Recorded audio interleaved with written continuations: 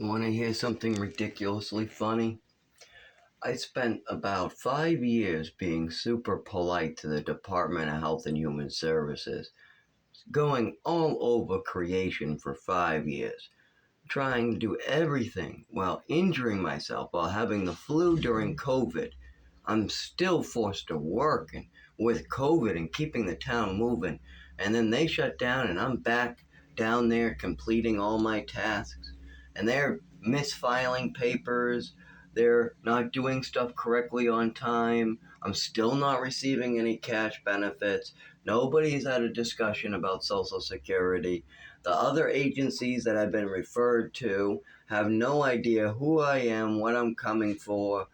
I'm disappearing off lists. People are being rude. Fine lines are going dead and then they're not answering. I'm going in person and nobody knows why I'm there. And I'm being super nice, super polite. I'm taking the foot to the throat. I'm taking the burn. They wasted $100 of mine, but I'm just gonna come back and try again. And then they waste another $100 of mine, but that's okay. I'll just be happy and I'll come again. And then the Department of Health and Human Services loses another $100 of mine sending me on a wild goose chase.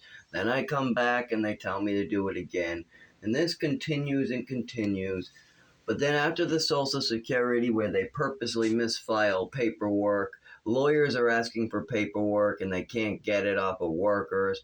Workers are lying and dropping out. They're giving me no names. They won't let me reapply for benefits. My mail is being frozen with them because whenever I call, the line goes dead. So if I try to get mail at home, it goes missing a little bit, but now all my mail goes missing that's getting sent to them. I know they have a letter. I've checked on the letter. It's right in their possession, but they don't want to give me any of my mail. Instead, they say, oops, we misplaced it. And then 2 months later, they want to give me my mail. After a lot of this crazy ass shit they're pulling, that's really illegal and abusive, and it really gets me hurt. I lose money. I am losing my health. I get falls because of it. You know, when you send a disabled man on a wild goose chase, there's a chance he's going to get hurt on the way. So there's stuff like going that. So I start complaining to the right people. I start telling the right people, and I make sure to keep a record of all this crazy shit that's happening. Like when they mail something the wrong way, or if they do a note the wrong way, or if we had an appointment, but then the people, like the cash benefits people, tell me normally they could help me. But my worker, Beth, didn't file the paperwork on time, and you're not able to file paperwork, and the other agencies aren't working with you. So, and why aren't the other agencies working with you? When I call them, they say I have to be put back on the list because apparently they lost me on the list. And my worker is not helping with that one bit. So cash benefits told me I had to refile in 6 months or 3 months. So 3 months later, I refile again, but there's another little mistake.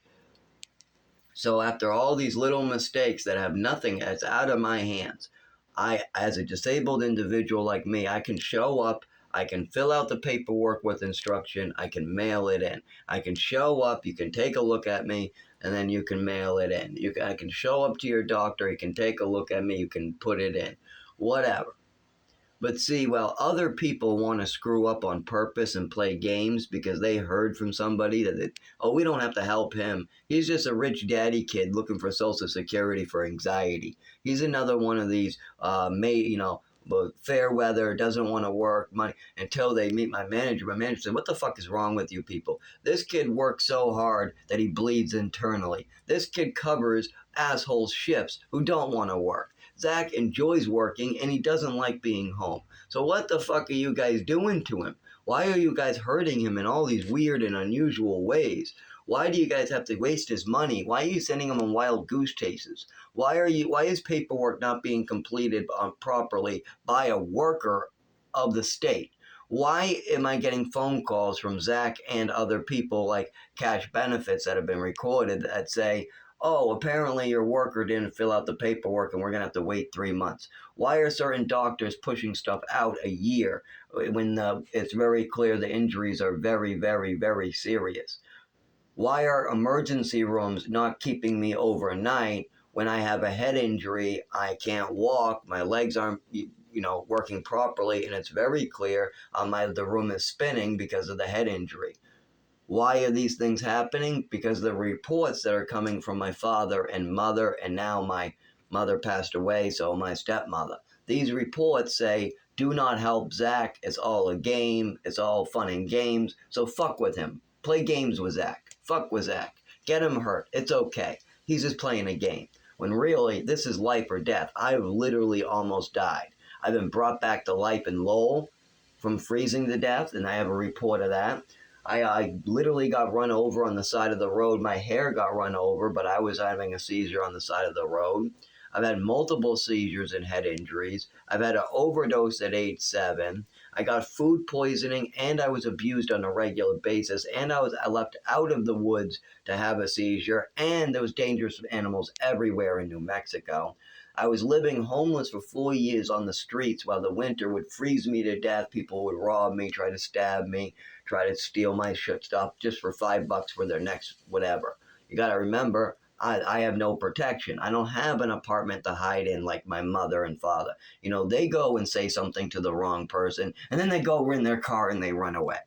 I would like to see my mother and father talk so tough to somebody on the street and then live right next to him for a week. Yes, I would like to see you go up to an addict, a junkie, call him a fucking name, call him a junkie bum, and then have to live right next to him that same night. Have to go into that same shelter and come right out in the morning and say hi to him. And I'd like to see you do that and see how long you last on the streets with the mouth that my mother and father had.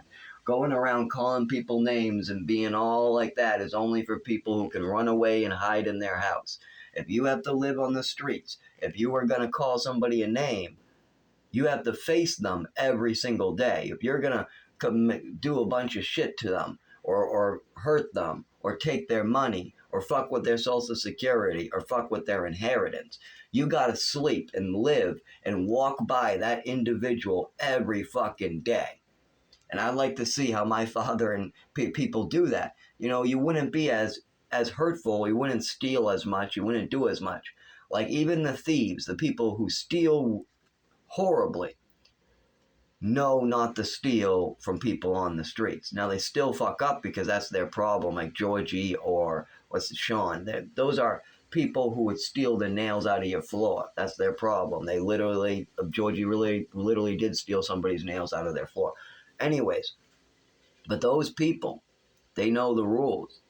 If they steal from somebody on the streets, like Kool-Aid, they're going to be beaten to death or have to run into Kool-Aid every fucking day. And Kool-Aid's going to say, when am I getting my fucking shit back, man? How dare you? You get me my shit and make this right tomorrow or else. And then tomorrow you have to walk right by him because you all live in the same town, or you got to bail to another town. And you got to cut off all your services, all your friends, everything. You just got to go to another town. And that's your only hope if you have a big giant mouth and people are wanting to teach you a lesson. Now, I never had that problem, luckily. So I was able to use Lawrence, Lowell, Haverhill as I please. Haverhill got dead to me by an officer of the law. An officer of the law doesn't like me in Haverhill, so I have a problem there. But as far as the officers of the law, the gang members, the criminals, the business owners, just about everybody respects me in Lowell. The only problem I had is the gay rumors.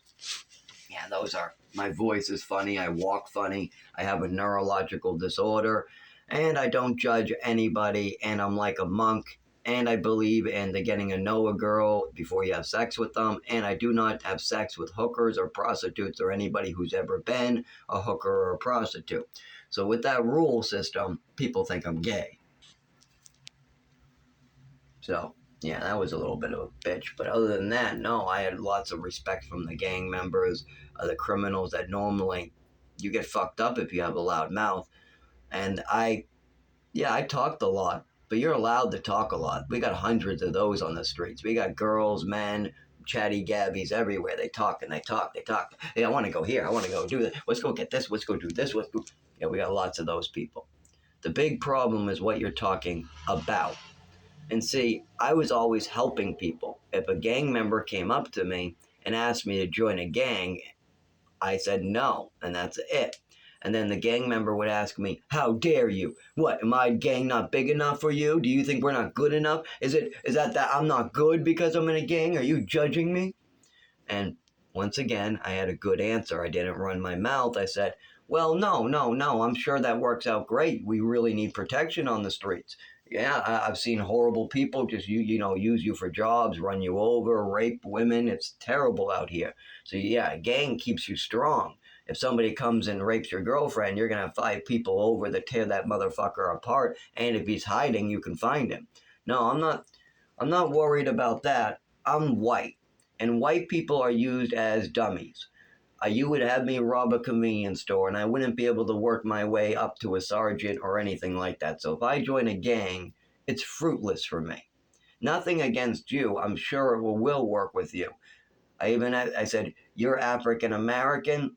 The gang is African American. I'm sure they'll work you up the ranks." But white people like me, we're just rich white kids. We get thrown to the wolves every time. And the guy kind of smiled for a second, going, "Oh, okay."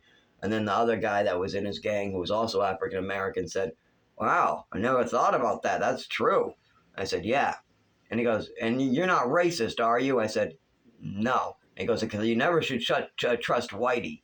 And I said, "That's racist." I go, me making my statement wasn't racist. What you just said was racist.